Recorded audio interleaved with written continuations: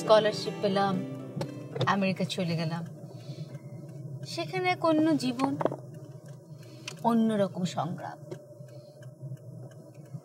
তবে মনের ভিতরে একটা জেদ ছিল, কিছুতেই হার মানা যাবে না।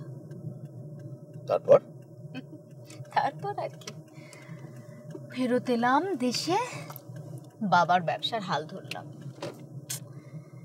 সেখানেও একটা চ্যালেঞ্জ ছিল, বাবার ব্যবসা খুব একটা ভালো ছিল না, কিন্তু হার মানা চলবে না। সেখানেও একটা জেদ ছিল। আচ্ছা, তুমি সব সময় আমার মনের কথা বুঝে ফেলো কি করে বলো তো? না, ওই মনের মিল থাকলে বোঝা যায় আর কি।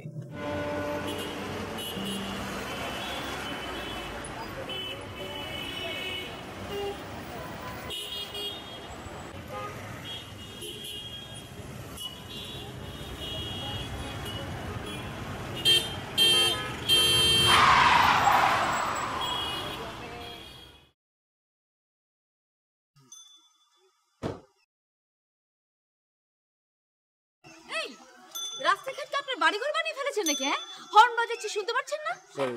আমি খেয়াল করতে পারি। ও, খুলিন না? জি, আমি খুলি। আমাকে চিনতে পেরেছো? মানে ঠিক উফ, খুলিন, আমি লায়লা। ভালো আছেন? তুমি এখন আমাকে চিনতে পারোনি। আচ্ছা, বুঝতে পেরেছি, রাস্তা দাঁড়িয়ে কথা বলবো না, তুমি গাড়িতে ওঠো। গাড়িতে ওঠো, আপু ওঠো না।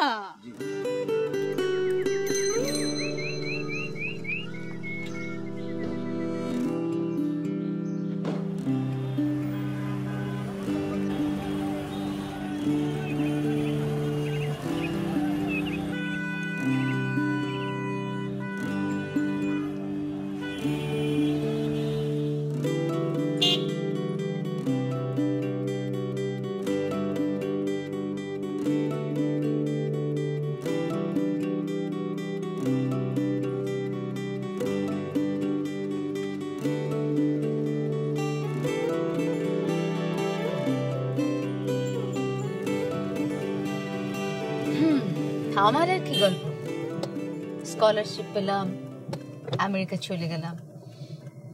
সেখানে এক অন্য জীবন, অন্যরকম সংগ্রাম। তবে মনের ভিতরে একটা জেদ ছিল, কিছুতেই হার মানা যাবে না।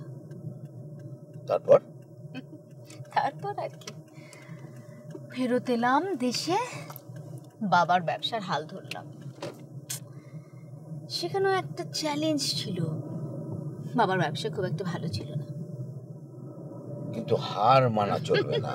সেখানেও একটা জেদ ছিল। আচ্ছা, তুমি সব সময় আমার মনের কথা বুঝে ফেলো কি করে বলো তো? না, ওই মনের মিল থাকলে বোঝা যায় আর কি। মনের মিল থাকলে বোঝা যায়, কিন্তু যে সময় তোমার সবচাইতে বেশি আমাকে বোঝার দরকার ছিল, সে সময় তো তুমি আমাকে বুঝতে চাওনি, নাকি ইচ্ছে করেই বুঝতে চাওনি? এসব কথা এখন থাক লায়লা। থাকবে কেন?